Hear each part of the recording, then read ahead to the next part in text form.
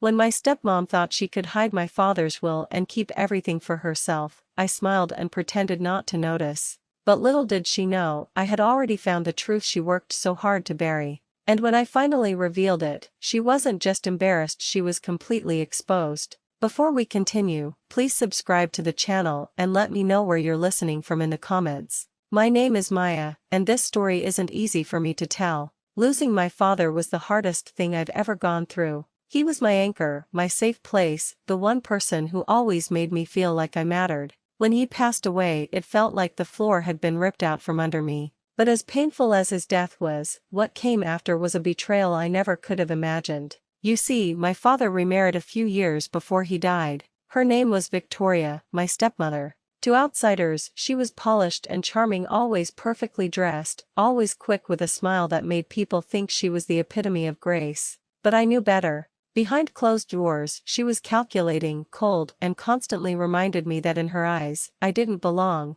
After the funeral, when the dust settled and people stopped visiting with casseroles and condolences, the reality of what was left behind started to sink in. My dad had worked his entire life to build a comfortable home, savings, and even a small vacation property by the lake. He used to say, "Maya, one day all this will be for you, to make sure you're always taken care of." I never doubted him. My father was a man of his word. But Victoria? She had other plans. It started small. She told me Dad's lawyer had already handled everything, so there wasn't much I needed to worry about. When I asked for a copy of the will, she brushed me off, saying, "Oh, Maya, these things are complicated. You wouldn't understand." I wanted to believe she was just grieving in her own way, so I let it go at first. Weeks turned into months, and slowly, I began to notice things disappearing. The vacation house was suddenly sold. My father's classic car, the one he and I had restored together, vanished from the garage. When I asked about it, Victoria simply said, "Your father wanted me to have control of things.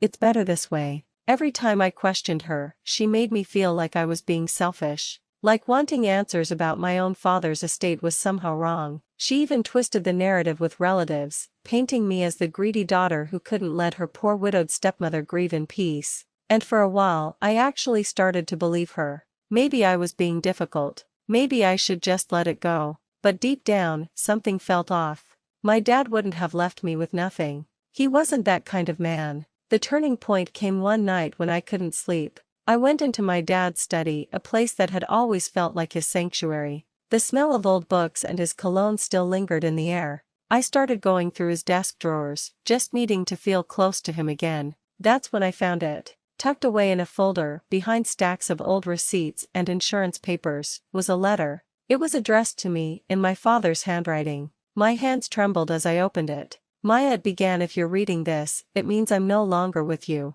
I want you to know how proud I am of you, and how much I love you. I've made sure you'll be okay, no matter what happens. Trust yourself, and don't let anyone tell you otherwise." Attached to the letter was a copy of his will. My breath caught in my throat as I read through it. It was crystal clear. My father had left me the majority of his estate, including the house, his savings, and the vacation property. Victoria was only to receive a monthly allowance and access to a joint account they had shared. I sat there in shock. Victoria had lied to me. She hadn't just misled me, she had actively hidden the will, sold off my father's assets, and was trying to cut me out entirely. In that moment, the grief I had been drowning in was replaced by something else. Anger. A cold, sharp determination. She thought she could manipulate me, gaslight me into believing I had no claim to what my father had built. But she underestimated me. I made copies of the will and tucked the original back exactly where I'd found it. I wasn't ready to confront her just yet.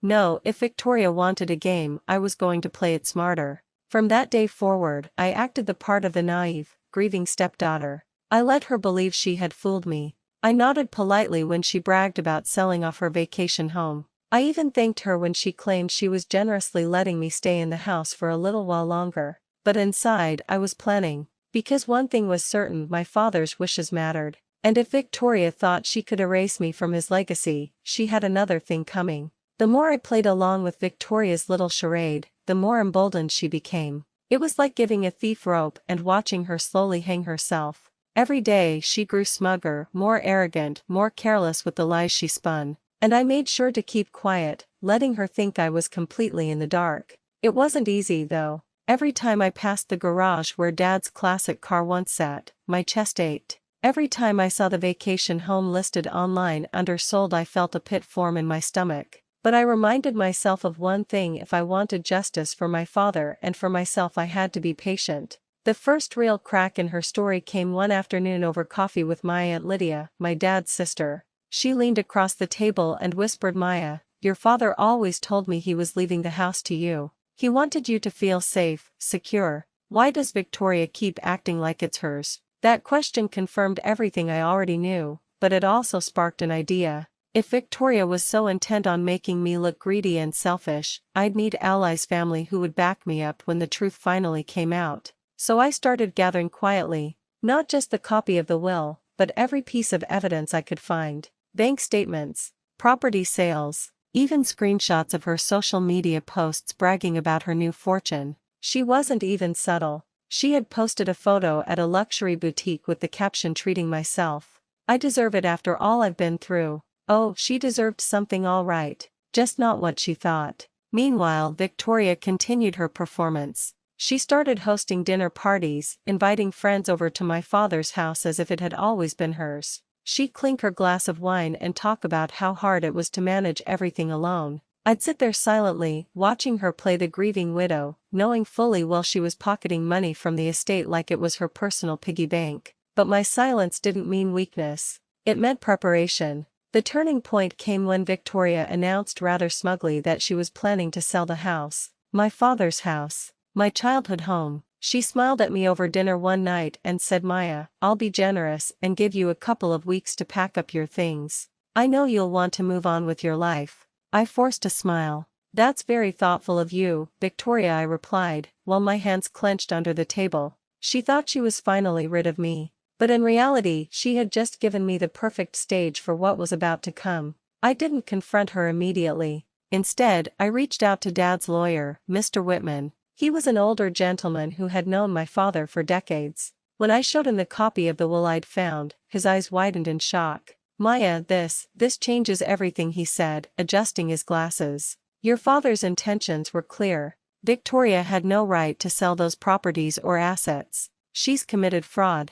The word hit me like lightning. Fraud. This wasn't just lying or manipulation, this was criminal. Mr. Whitman advised me to hold my ground and let him handle the legal steps, but I had a different plan. I didn't just want the law to quietly sort this out behind closed doors. I wanted the world, our family, our friends, even Victoria's smug dinner guests, to see her for who she really was. I wanted her mask ripped off in front of everyone. So I waited. And when she finally sent out invitations for another one of her celebrations, this one to toast the new chapter she claimed she was entering by selling the house, I knew it was time. The night of the party, I dressed carefully. Not flashy, not downtrodden, just polished and calm. The kind of presence my father always admired. I walked into that house, greeted by laughter, music, and the smell of expensive catering. Victoria floated around the room like a queen, accepting compliments on how strong she was for moving forward. "Ah, Maya," she exclaimed loudly when she spotted me, drawing everyone's attention. "I wasn't sure you'd make it. I know it must be hard for you, seeing me finally taking charge." There were chuckles around the room. People nodded sympathetically at her, glancing at me like I was the poor, bitter stepdaughter who couldn't keep up. My cheeks burned, but I didn't flinch. Instead, I smiled. "You're right, Victoria," I said softly. "It has been hard, but not for the reasons you think." Her brow furrowed, just slightly, and I knew I had her. I didn't reveal everything that night, no, that was for later. But I dropped just enough hints to plant seeds of doubt. When people asked her about the vacation property she claimed to have inherited, I casually mentioned my father's letter. When she boasted about selling the car, I let it slip that Dad's lawyer had been in touch with me recently. The color drained from her face with every word I spoke. She tried to laugh it off, but the whispers around the room grew louder. I could see her carefully constructed facade starting to crack, and it was delicious. By the end of the evening, Victoria was practically shaking. She cornered me in the hallway, her fake smile gone. "What are you doing?" she hissed. I leaned in close, my voice steady. "I'm giving you a chance to come clean before I do it for you." Her eyes narrowed, but I could see the panic flickering beneath them. For the first time since my father's death, the power had shifted. And I wasn't done yet. The night of Victoria's grand celebration had ended with a flicker of panic in her eyes, but I knew she wasn't going to confess. Victoria wasn't the type to admit wrongdoing, not even when she was cornered. That was fine. I had been patient this long. I could wait just a little longer to make sure her downfall was complete and undeniable. Over the next week, I worked with Mr. Whitman to finalize everything. Documents were gathered, court filings prepared, witnesses lined up. But I wanted more than a legal victory. I wanted justice that everyone could see. Victoria had used public performance to humiliate me, so I would use the same stage to destroy her lies. The opportunity came sooner than I expected. My cousin Hannah was hosting a family dinner to honor my late father's birthday. It was one of those gatherings where everyone, extended family, friends, neighbors, came together to share memories and raise a glass to his life. Victoria, of course, insisted on being there. She arrived in a designer dress, dripping with jewelry that, deep down, I knew had been bought with the money she stole. As I watched her parade around, greeting guests with her polished widow's act, my heart raced. This was it. Tonight would be the night. When it was time to give toasts, Hannah asked if I wanted to speak. My hands trembled as I stood, but not from fear. From anticipation. I looked around the table, faces of people who had loved my father, who had trusted Victoria, who thought I was just the bitter stepdaughter holding on too tightly. I cleared my throat. My dad believed in truth, I began. He believed in integrity, in doing what's right, even when it's hard. Tonight, I want to honor him not just with memories, but with the truth he wanted me to carry forward. The room quieted. Victoria's fork clinked against her plate. I pulled out a neat folder from my bag and laid it on the table. This, I said, opening it, is my father's will. The one Victoria didn't want anyone to see. Gasps filled the room. Victoria's face turned crimson as I passed copies around. Line after line, my father's intentions were clear: the house, the savings, the properties, they were left to me, his daughter. Yet somehow, I continued, my voice steady, those assets disappeared. Properties sold, money withdrawn, items reallocated. Victoria told all of you she inherited everything. But that was a lie. She hid this will. She manipulated every one of you, and she tried to erase me from my father's legacy. Murmurs erupted. Heads turned toward her. I could see the denial forming on her lips, but before she could speak, I held up my phone.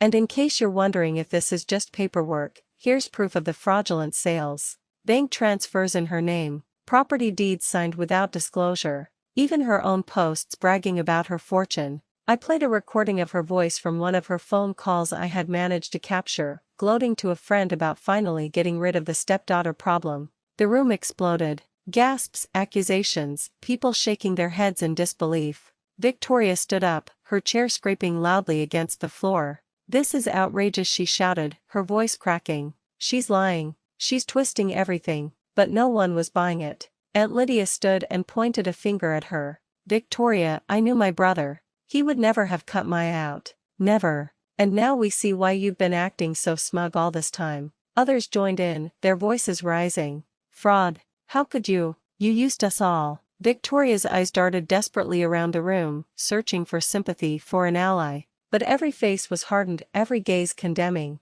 For the first time, she had no stage, no audience willing to applaud her act. I looked her in the eye and said, "You stole my father's legacy. You tried to make me small. But all you did was reveal how empty you really are." Tears welled in her eyes, not the manipulative kind, but the real kind, the kind that comes when a person realizes their mask has finally been ripped away. I didn't raise my voice. I didn't gloat. I simply gathered the folder, nodded to Mr. Whitman, who had been waiting quietly in the corner, and said, "I'll let the lawyers and the courts handle the rest." But the damage was already done. Her reputation, her precious performance was shattered in front of everyone. The dinner resumed, though the mood was forever changed. Guests whispered to me words of support, apologies for doubting me, admiration for my composure. I felt a weight lift off my shoulders, not just the weight of her lies, but the weight of silence. As Victoria slumped back into her chair, pale and trembling, I thought of my father. He had always told me that truth has a way of shining through, no matter how long someone tries to bury it.